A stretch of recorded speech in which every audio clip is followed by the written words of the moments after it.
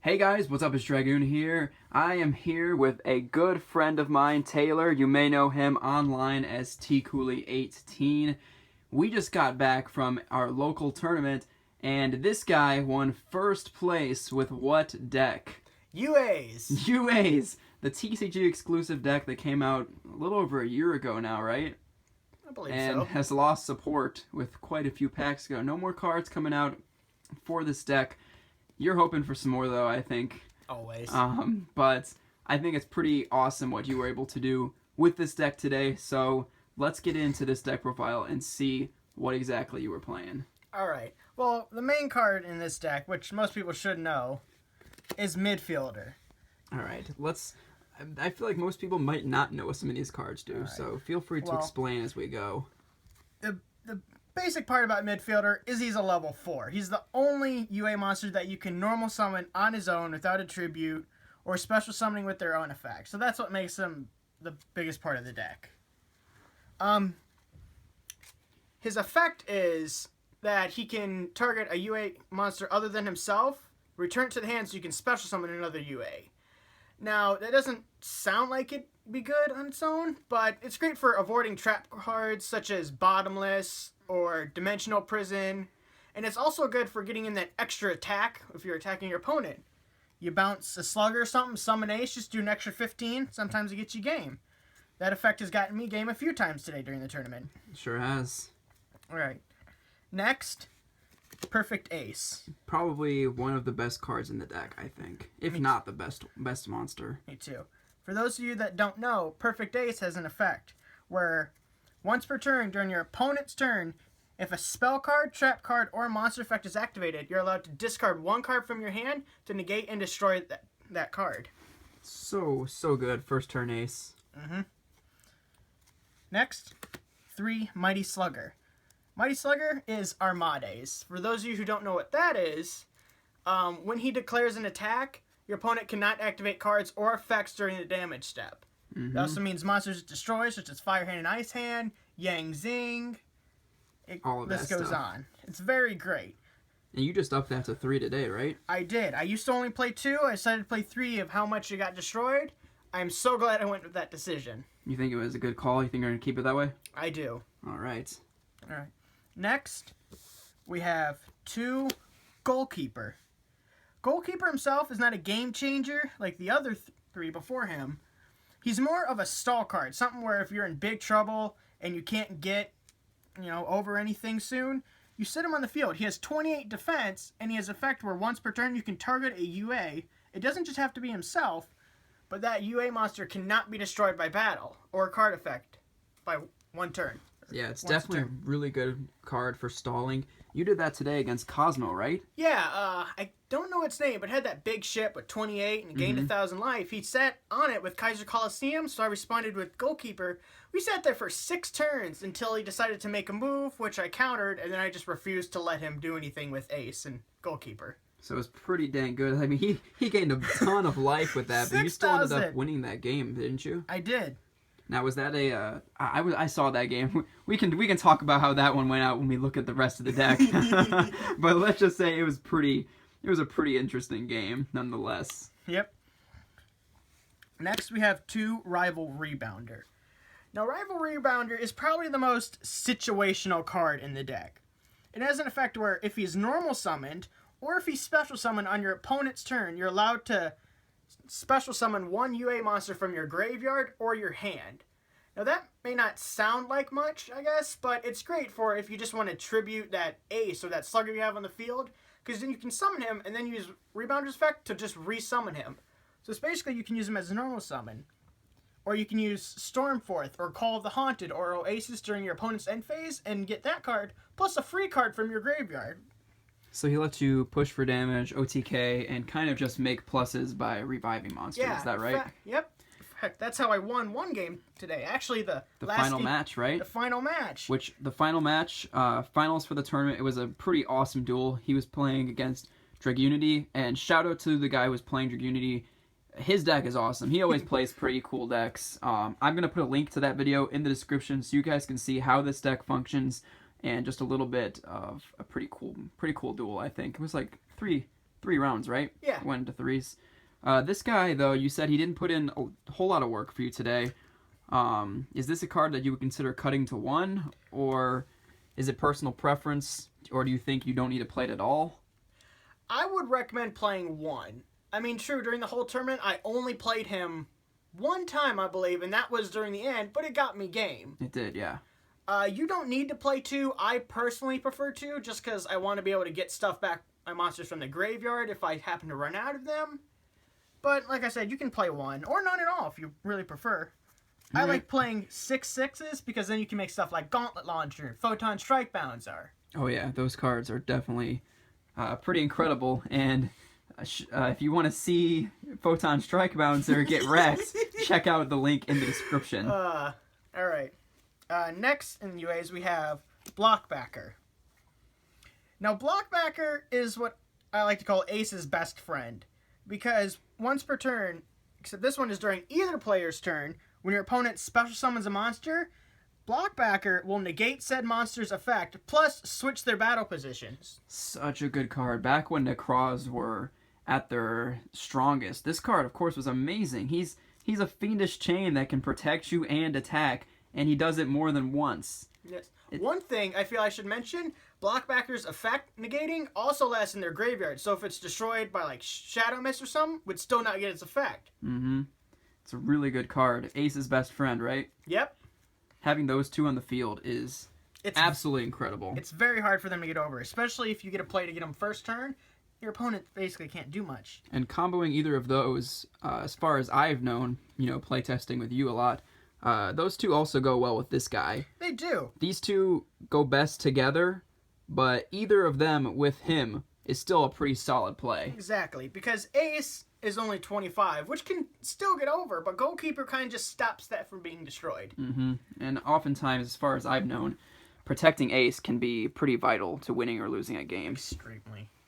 And last for UAs, we have Dreadnought Dunker. This one of guy. I am... When I was helping him put this deck together, I wasn't really convinced about this card. Like, it seemed a little situational, but after today... I proved you wrong! You proved that this card deserves its 1-of spot, but I think 1 is the perfect number. I don't think you need any more than that. I do too.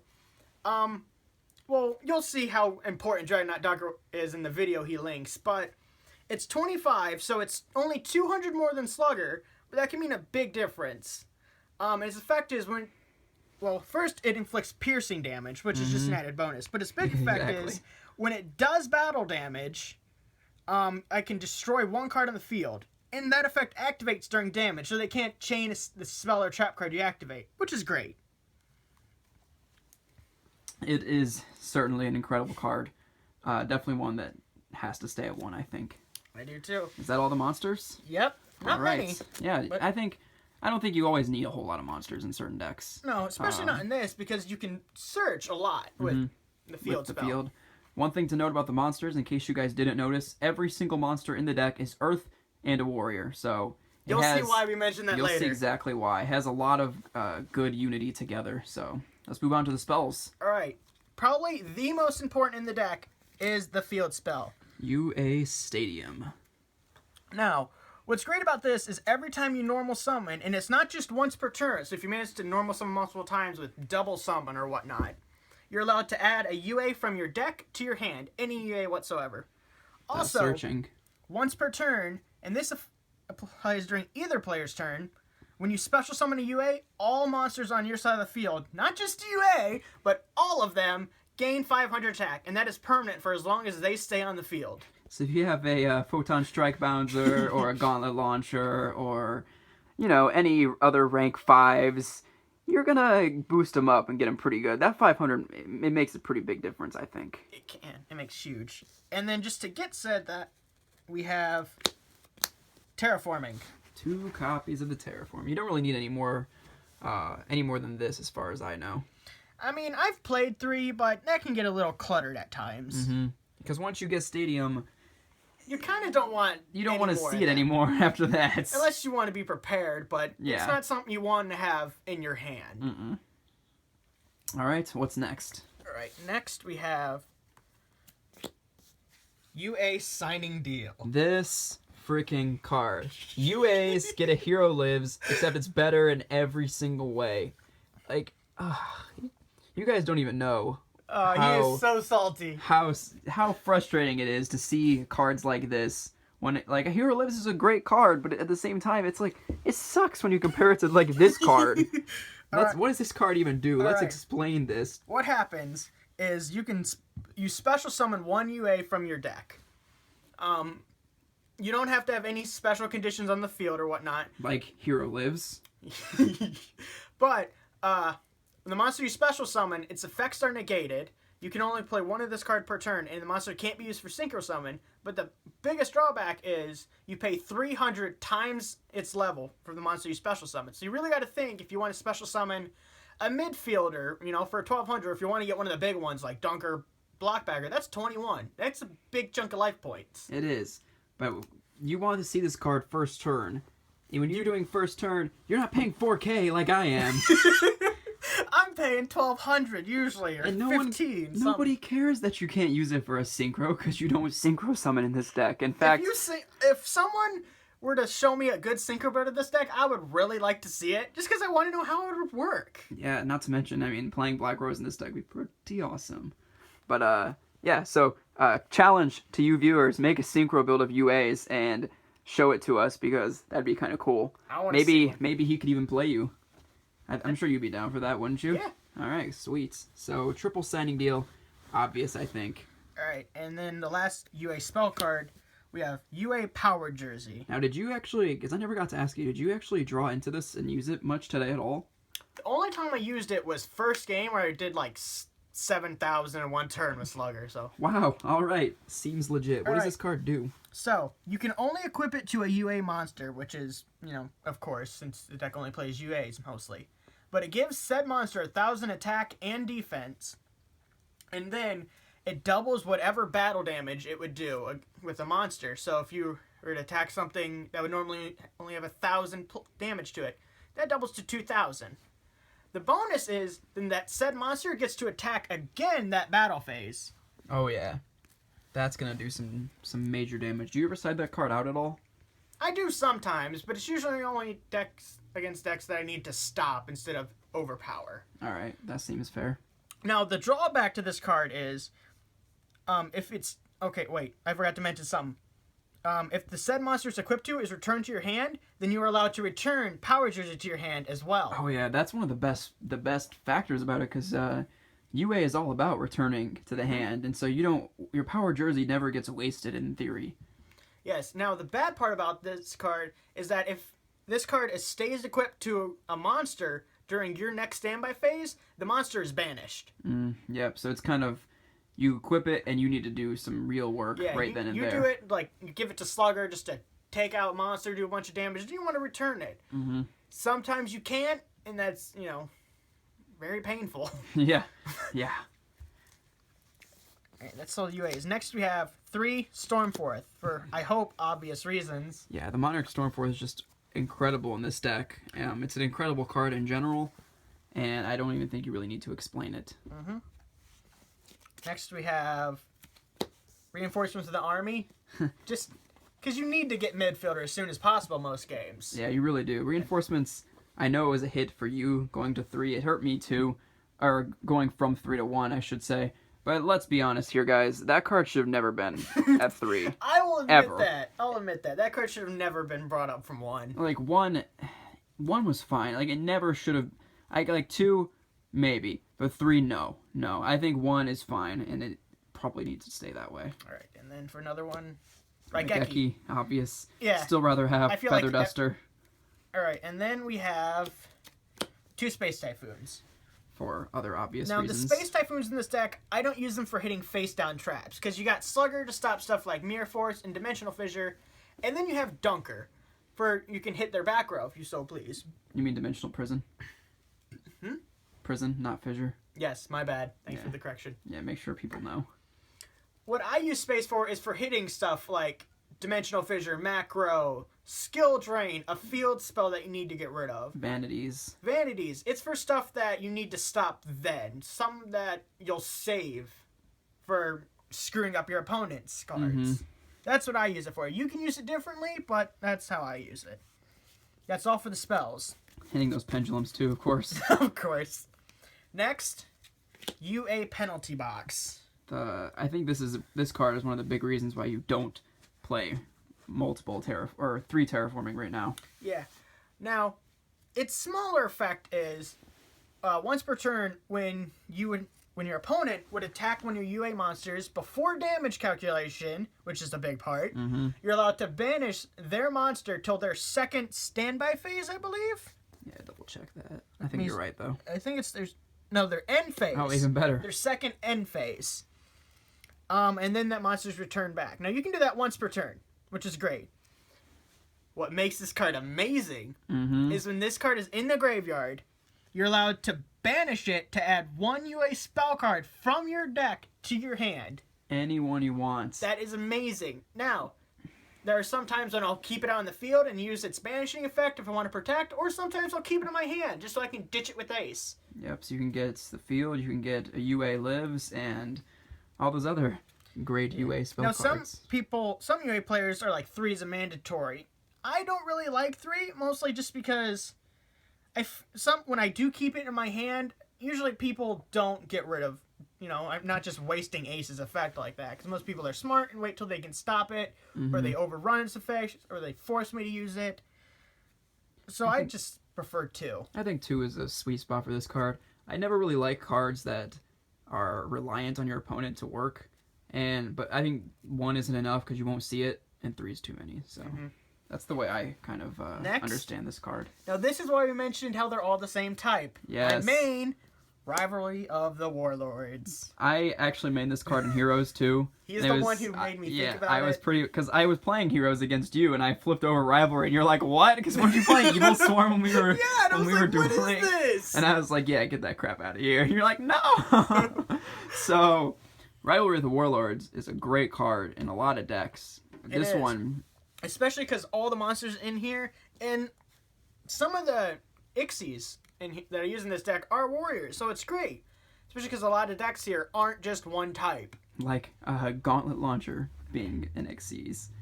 But yeah, this card, you guys will also see this card in action in the video. But I think this card is really good in any deck that can run it.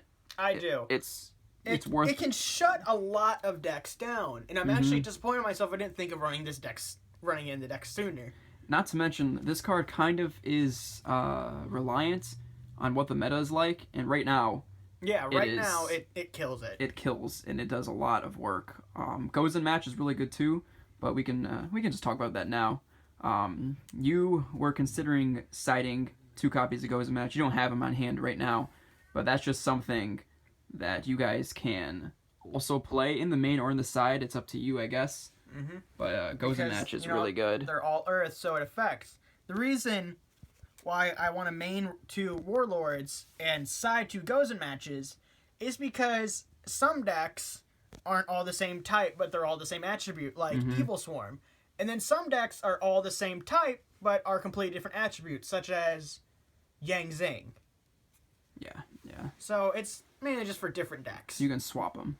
But, like, the beauty of this deck in particular, like, Heroes, I can't play Goes in Match in, because Heroes have light, dark, water, all that good stuff, but this deck can effectively run either or.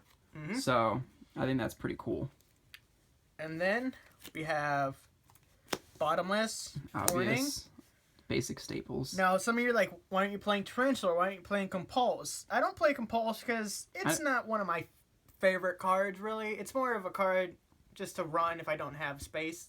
I also think Compulsory Evacuation Device. I don't think it's very good right now, because what are you going to return? A Pendulum monster that they're going to summon again? I mean, it's best used for Xyz and Synchros, but like, I don't know. I don't play it either. I don't play Tarantula either, because why would I want to Tarantula my own Darklaw? Yeah. And why would you want to Tarantula your own Ace? Exactly. That's why I don't play it. If they can get over my defense, it's either come at great cost to them, or I'm gonna lose. In the feature match, he like used 3 or 4 cards to get rid of your Rivalry. Yeah. Yeah, we don't need to talk too much about it, but that's a key concept of what you were saying, using a lot of cards to get over things. All right, and then the last one is Oasis of Dragon Souls. This card you just picked up today, right? Yeah, I used to play Call with it, but What made you decide to switch to this card? I decided to switch it because Oasis special summons the monster in defense position, and you're going to use this more of bringing back ace or blockbacker or even goalkeeper to throw off your opponent. Right. The main time to use this is like when your opponent forces you to activate Ace's effect. Well, they think you can get over it, then you use Oasis to get an ace from your graveyard, and then boom, now they have to get over a second ace that turn, and usually that's going to completely shut them down. It's a good one-of card in the deck, I think. Oasis or Call, it's kind of personal preference as well. It's kind of up to you if you don't feel like picking up Oasis, because they're like, what, $2 or $3 a piece? $3. Yeah. So it's like, yeah, I mean, it's not expensive at the same time. It's a freaking rare card. Like, come on. One thing that I should mention is, unlike Call, with Oasis, when you would bounce that monster back, Oasis goes to the grave. Call will not. So that's also something to think about. It frees up But it's some also space. Worm, so it can screw up with Warlords. Yeah, so that's something to keep in mind for your own deck building. But you also mentioned that you cited Call out quite a bit today. I did. I guess it's one of those cards that it can come in handy, but it's also one of those cards that it's more of, what's the word I'm looking for? Situational, I guess. Right. I would cite it out for stuff like, I'm going up against Kuzmo, so I'd much rather have the Imperial Iron Wall, or... Stop laughing. I think you better clarify that so people don't think you're dumb. Kuzmo is what you call Cosmo because why? They're stupid. Exactly. I know they're called Cosmo.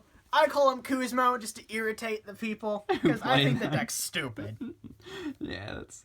I think it's pretty. I feel like we should alliterate on what we find so funny. I was versing a Kuzmo player. We went round 3. What started as... Wait, are you talking about the... Yep. Okay, wait until we talk about the side for that. Okay. But back to Oasis. When you were saying about it being situational, I think when you talk about citing it a lot, it's a card that kind of helps boost your consistency a little bit, but you always sacrifice that sort of thing for, like, hate. Yeah. So I think it's an easy card to cite out. That's what I started playing with the deck. I started taking out cards such as Penalty Box, Oasis... Yeah, because you used to play 2 or 3 of those. Correct. Rebounder. I guess most of the traps, really, I would take out. And instead cited hate, because instead of stopping them in generic ways that I could, I'd prefer to just shut down their individual deck, or how they would play, or a certain card that they use. Which you will see in the side. So All that's all for the main deck, right? That is correct. Is it 40 or 41? 40. I feel like I should mention, I used to play 41, and I played Soul Exchange. So don't feel bad if you want to play it, because it can really help out, just that one extra card. Mm-hmm. I mean... You're still trying it out. I'm still trying it out. I played Soul Exchange. I played 41 today, but I never drew it. So I'm still on the fence about if I want to play 41 with Soul Exchange or not. So now you're going to try taking it out and playing 40 again. So let's see the extra deck first. All right. Now, the extra deck isn't complete. There's still some I need to pick up, but... But you barely go into it, so it wasn't super priority right now. Most of these are just ones I had or my friend here had. Mm-hmm. But what do you got? Right, so we have some generic 4s because... Black Ship, yeah. Ship, Castell, Ragnar Zero, Cowboy, 101, all generic rank 4s. All really good ones, too. Heartland Draco, This card's so good. personal preference, has won me some games before. It's won me a few games, too. In fact, I'm going to upload a video, you guys, in which I win a duel with this card. I saved the replay, I just haven't uploaded it yet. I will get that uploaded. It's a good card. After I upload the deck profile, It's obviously. more in there because I just don't have... I mean, I'm not even playing 15 cards in this. But it's so good. I'd rather have it and not need it than need and not have it. It's one of those things. That's all 4. For 5, we have Volcasaurus, which I just managed to pick up today. Super good card. You can go for a game with it with its effect, so I think it's extremely relevant. Shark Fortress. It's a good card as well. Adrius. And number 12, Crimson Shadow Armor Ninja. It's another... Crimson Shadow Armor Ninja is another card you can use to go for a game. Just get... keep him safe from spells and traps if you're afraid. Stuff like that. Pretty standard here. Now, like I said, some of these are only in there because I didn't have 15 and they were there to pick up. Rather have them and not use them. The only ones I really recommend you get are these 2. Yeah, you need those. Shark without a doubt. Fortress is good. Get it if you can pick it up, but don't feel the need to. Same with Armor Crimson Ninja. You don't need to pick it up, but if you want to, go for it.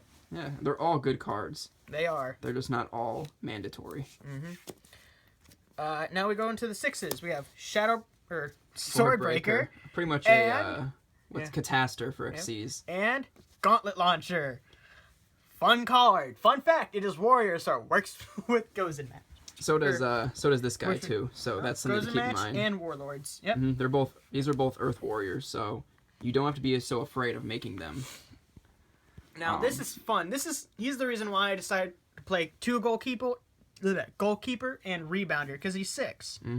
He's really good. You can just detach both materials and then blow up 2 cards. Super good. Now this deck can also make rank 7, so there's stuff I want to pick up, but they're pretty expensive. Stuff like Draco Sack and Big Eye I would like to get, but I'm not willing to spend the money for cards I very rarely will use, if ever. The only reason I got Volcasaurus is because it was like $4 where I got it. You actually bought that with your winnings today. So. That's correct. Yeah. I got a lot of cards I needed today with the winnings. Oasis was one of them. All right. Oh, and then Photon Strike Bouncer, of course, as well. Yep. We just don't have that on us right now. So let's, last but certainly not least, check out the side deck that we all know helped you win some pretty awesome games today. Oh yeah, the side deck in here was full of hate and was very helpful. Chaos Hunter. Because why? Screw Kuzmo! Exactly. Such a good card. For those who don't know what it does, when your opponent would special summon a monster, except during damage step, you can discard 1 card to special summon this monster. It has 25, which is great, but the reason it screws Kuzma over is because it says your opponent cannot banish cards. Yeah, it just totally hurts them. Messes them up. It is a great card to side against them, especially in a deck like yours, in which you do have the ability, if you draw it and you can't get its effect to special it, you have the ability to tribute for it. I do. Next, we have 2 Effect Veiler. Now, these I just thought of putting in after the final match of the tournament. But they're so good in your deck. They are. I really wish I would have thought of it sooner. Honestly, you could even potentially, like, it would take a lot of reworking, but you can maybe name these and throw in some Black Rose. There you go, you guys. Maybe just putting Effect Veiler in, but it's just so good for when your opponent's going first and they're making crazy big plays, like what you will see in that video. Yeah. All right, that's all for the monsters in the side deck. Yeah, I don't side very many monsters either. Yeah. I think I only sided 3 as well. I've never been big into siding monsters. Yeah, neither am I. We have 2 Shattering Arrow because screw pendulums. Exactly. That's the main reason, to be honest. But it also works against decks that have a bunch of field spell or continuous traps, such as Madolche. Well, not traps. Or spell cards, such as Madolche, if you ever see them. Yeah. Or I guess Fright Furs if you want to hit that toy bender, but I don't think that's a good idea. No, it's not. I guess if you want to burn them for game. That'd be great. Freaking toy vendor. Not many spells, mostly traps in here. And then I have what I like to refer to as the Unholy Trinity. We have Dimensional Fissure, Macrocosmos, and Soul Drain. You gotta side these cards. Like, they're just too good to not be sided. I feel you do. Because it messes with so much stuff, such as, I don't know, Yang Zing, Kuzmo can mess with. It's even good against Pendulum decks because, they try to blow themselves up, and if they're going to get banished, they won't go to the extra deck, so they can't recycle themselves. Soul Drain, not so much, but Macro and Dimensional Fissure. I think those are just generically good cards, those are though. 2 big ones. This one is only in for stuff if it only affects the graveyard. Yeah. Because then it won't hurt me. Yep, it doesn't hurt you much at all. Alright, then we have 3 Shadow Imprisoning Mirror, because I'm all about the hate. I rarely ever play 3 now, but I'm more of a person of better have it than not need it if you haven't gotten it. Gotta draw it. Gotta get it first turn. Alright, and then we have 3 Light Imprisoning Mirror. Alright, so now you can talk about that Cosmo match. Okay. So what happened is this was the 3rd match. I went first, and I had Chaos Hunter in my hand. I had 2 Light Imprisoning Mirror. I had a Stormforth and a Mystical Space Typhoon. So no UA cards. So nothing. It wasn't very good. What happened was he went first. He played Reasoning. He managed to summon Honest. So, of course, Chaos Hunter, first thing.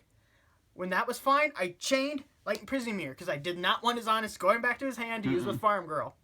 he hit it with the Space Typhoon. I chained the second Light Imprisonment Mirror I had, and from then, he had nothing. He could not do a single thing, because I walked over and watched this whole game. It only lasted maybe 5-6 turns. Because Chaos Hunter plus Light Imprisonment Mirror was just way too good. Couldn't banish, couldn't get any light monster effects off, so what's he gonna do? I mean, I felt bad for the guy. He tried so hard, but he just couldn't get over it. Whenever he thought he would get something, I played like Stormforth to get rid of Witch. Yeah. Brought out Slugger, and then just... That was it. I felt bad for the guy, but yeah, it was fun. It was great. Not for him, but for me.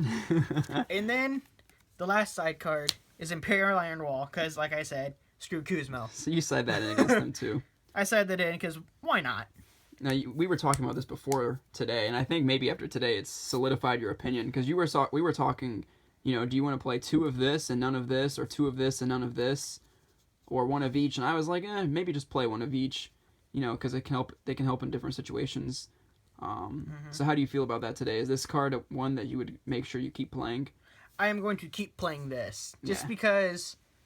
Yes, you do have to discard the card. Yes, you do have to wait for them to special summon. But it's a 25. Mm-hmm. It does the same thing that Trap does, but a 25 on the field can screw your opponent over. I know it's done for me, and it can screw them over too. The good thing about Chaos Hunter, too, and maybe not so much in UAs, but this card says your opponent cannot banish cards. This card says no one can banish cards.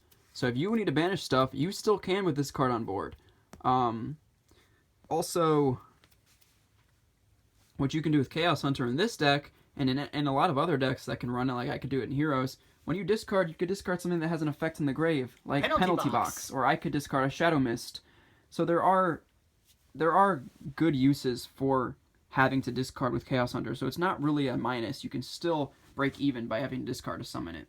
But I do think that Chaos Hunter, like we mentioned before, works best in decks that contribute for it in case they draw it and it can't use its effect. Now, for those of you who were listening earlier, I was saying how I wanted to side the 2 Gozen match. Mm-hmm. The reason the side deck is now is because I didn't have said Gozen match. Yeah. If I were to put them in there, most likely I'd take out Imperial Iron Wall, because they're mostly for Kuzmo. The Light, the Shadow, Chaos Hunter, even the Unholy Trinity. That's a lot of hate. Mm-hmm. Even Spell Shattering Arrow for those who play Kaiser Coliseum, the jerks. So if I were, I'd probably take out the Imperial Iron Wall and a Spell Shattering Arrow. Yeah. Because mostly when I do play, unless it's against Pendulums, I only play 1. But Pendulums would probably be hit with Gozen match, most likely. Yeah, or Rivalry. Or Rivalry. So you do have a decent amount of hate Mm-hmm. for Pendulums built in, because you can negate the Pendulum when they activate it anyway with stuff. Ace. So then since it was negated, I think it just goes to the grave, so it doesn't even go to the extra deck. So that rounds out the entire deck profile. The first place UA deck. Before we get in, you were undefeated today, right? I was. What did you go up against? Name the 5. Well, it was 4. Today I felt Yeah, it bad was because it 4. was some kid who didn't even know what warning was. Yeah. And I felt really so that one bad doesn't really count, I because guess. I went all out on the kid until the second match when he didn't know what warning was, and I'm like, I am such a big jerk for not even... But he was playing like some gadget. Yeah, he was playing Ancient Gears. Thing. Second was the Kuzmo. Third was Yang Zing, which Slugger just destroyed, and then fourth was Dragoonity, which has the video. So I think you played a decent number besides the kid, poor guy. But I think the point is that you went undefeated and you did really well. So with that closing out the deck profile, I'll just put these bad boys right over here. What is your favorite thing about the deck? I guess the favorite thing about this is how it can be switched from offense to defense if you play smartly. Mm-hmm. Because, like, you can go from an ace, a block backer, and a goalkeeper on the field. And if you play this right, you can switch it out for Dunker and 2 Sluggers if you manage to play it correctly. Right. And then you can also switch everything back. So it's great. So you can just go from a great defense that they can't get over to an unstoppable attacking force. Mm-hmm. And then switch it back up to defense. So it has a lot of reactivity, and you can turn the tides pretty quickly. Mm-hmm. And with that being said, what is your least favorite thing about the deck? How reliant it is on the ability to normal summon. Because if you don't have midfielder, it can be difficult. Yeah. Which is the reason why I was playing the Stormforth plus the Soul Exchange. Now you have the midfielder, you have the reinforcements, and you have the sign deal, which is essentially 7 midfielder. Sometimes that's not quite enough. Then you have the Stormforth, just so you can tribute from them. But of course, that requires your opponent to actually have a monster in the first place that they won't stop you from tributing with like a lance or something like that. Some crap. So yeah, I can definitely see why those would be your favorite and least favorite things about the deck.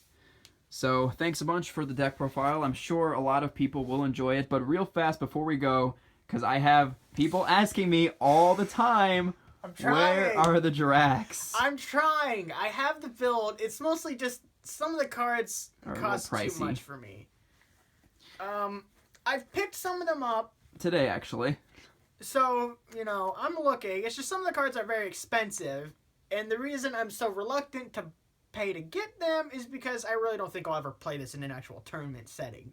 I'm probably gonna stick with the UAs. Yeah, until the deck becomes a better choice for the meta. Because right now, I think you would agree that it's probably not the best meta call. Whereas back when you took the deck to regionals, it was a solid meta call. It was fun. I still remember that. Yeah. So if you would you play this deck in a regional? Oh yeah. Okay. Cool. Once I get the goes in matches. So for everyone who's been asking, yes, the Jirax are still being built. He hasn't given up on the deck, and I don't think you ever will, right? Never. That's like you giving up on heroes. Exactly. So he still plays it. He just doesn't have the money to get the cards, just because it is not the most viable option right now. And UAs are also one of your favorites, aren't they? Yeah. I got hooked on them when it was just the first 3 cards. Yeah. So with that, thank you so much for the deck profile. We'll have this one up and linked to the video so you can see the deck in action. And I hope you guys have enjoyed this video, and we will catch you guys next time.